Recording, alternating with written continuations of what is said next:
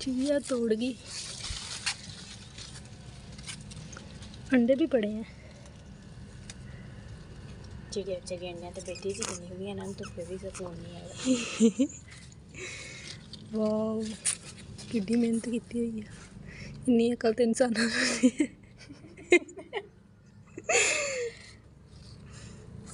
देखी साइड तो इधर इधर इधर वाला भी। अच्छा बारिश तो उत्ते उत्ते भी पत्ते आ। इधर वाला भी पत्थर कितना कंप्लीटली सिलाई करके उन्हें बनाई हुई है ना।